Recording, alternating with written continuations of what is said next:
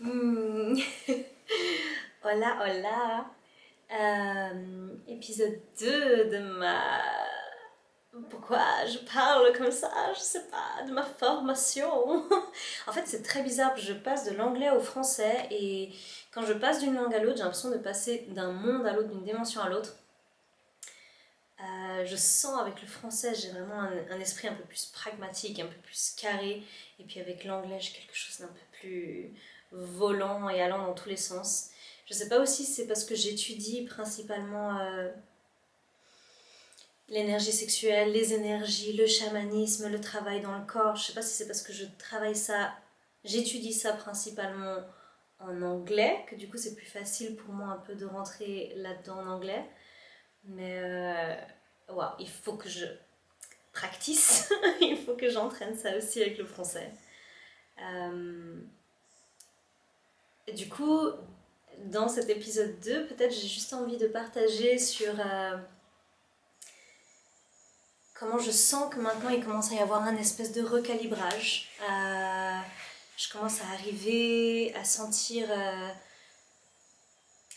le groupe, à sentir les gens. On a des petits sous-groupes qu'on retrouve tous les matins qui s'appellent un pod en anglais. En tout cas, ici, ils appellent ça un pod.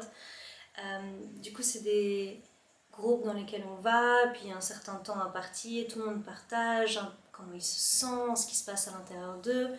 Et, euh, et j'ai un groupe qui est assez rien à voir les uns avec les autres. Et nos partages sont un peu... Ouais, il y a beaucoup de voir un peu de problèmes de compréhension. Il y avait quelque chose au niveau de l'énergie qui était un peu off, un peu pas top. Et aujourd'hui, quelqu'un a proposé qu'on reste un peu et qu'on discute. Et j'ai trouvé que ça a tout de suite créé une cohésion de groupe. Et je sens déjà qu'à partir de demain, ça va être vraiment beaucoup mieux, ça va être beaucoup plus... Ouais, que ça va être... Il y a plus de place pour la profondeur. Et je suis très touchée, je suis très contente que ce soit passé comme ça. Et,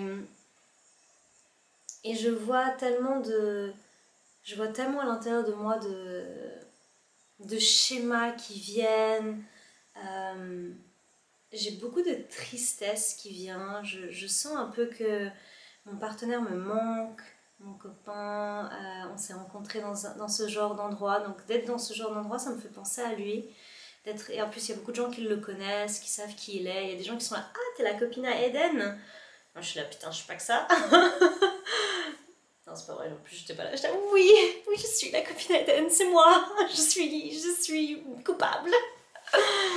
Euh, du coup, c'est vrai que j'ai un lien avec lui. Et en fait, quand je suis dans ce genre de retraite ou d'endroit, j'aime bien couper mon téléphone pour vraiment être immergée là-dedans et connecter en fait à des choses nouvelles et pouvoir en ressortir, genre rentrer dans un cocon, moduler, changer des choses et après pouvoir éclore. Et ouais, je sais pas, hier j'ai traversé énormément d'émotions bizarres, pas bizarres, mais ouais, douloureuse, de tristesse, de manque, de sensation que je ne suis pas assez bien, que je vais pas réussir les choses par moi-même, que j'ai besoin de support, des doutes et des peurs par rapport à mes projets futurs. Enfin, c'est vraiment genre, j'ai un peu un tas d'émotions qui est venu, puis de difficultés. Alors, on passe beaucoup au lieu d'être dans la tête, on rentre dans le corps et exprimer les choses par le corps. Et, euh, Et mon corps, hier, n'était pas très réceptif, n'avait pas très envie de bouger, donc c'était pas évident. Euh, et je me suis réveillée un peu triste, mais à peine je me suis levée, je sais pas, je me suis regardée dans le miroir, j'étais je suis trop contente, la vie va bien, la vie est belle, il fait beau, je suis en Grèce. J'ai une chambre toute seule alors que j'ai payé pour une chambre à plusieurs, donc j'ai économisé des sous et puis en plus j'ai quand même la luxure de pouvoir être toute seule, donc c'est génial. Même si ça aurait été cool aussi d'être avec quelqu'un. En fait, toutes les options auraient été cool. Et quelque chose de vraiment intéressant qui est sorti justement en pensant par rapport à mon copain, c'est que lui, il a une croyance. fait, je sais pas s'il a une croyance. Disons plutôt qu'en réfléchissant par rapport à mon copain qui est dans des situations sociales est quelqu'un qui a aucun problème à aller vers les gens, à aller vers des groupes, à s'insérer où que ce soit. Je me suis observée et j'ai vu que moi j'ai un peu tendance à imaginer le pire scénario. Et le pire scénario est souvent simple, hein. Ah, je vais me faire rejeter, je vais avoir l'air bête. Après, comment ça va se passer quand je vais les recroiser? Qu'est-ce qu'ils vont penser si j'essaye? Qu'est-ce qu'ils vont se dire? Enfin, voilà. Et aujourd'hui, je suis arrivée un peu avec l'option, mais et si j'essayais d'imaginer le meilleur scénario? Qu'est-ce qui se passe si je change cette tendance à imaginer le pire et à la place, imaginer quelle est la meilleure chose qui peut arriver si j'y vais? Voilà. Donc hier, j'avais envie de travailler un peu avec... c'est même pas arrêter de me plaindre, mais comprendre pourquoi est-ce que j'ai besoin de me plaindre sur mon corps, qu'est-ce que je cherche en fait au travers de ça. Et aujourd'hui, j'ai assez envie de travailler avec quelle est la meilleure chose qui peut arriver si je vais vers X ou Y. Parce que je vois que des fois, j'ai vraiment de la peine un peu à développer des désirs. Et entre l'énéagramme, qui est une théorie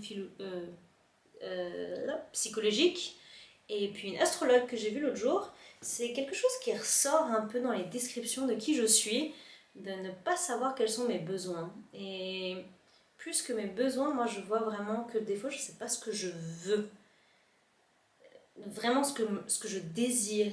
Et c'est plus facile pour moi qu'on me donne des options et que je dise ok, entre ces options je préfère ça. Alors que si tout d'un coup le monde est libre et qu'on me dit tu peux faire tout ce que tu veux, ben, je suis là, ben qu'est-ce que j'ai envie de faire? Et du coup bah, des fois je vais un peu dans des extrêmes où en fait c'est pas là que j'ai envie d'aller.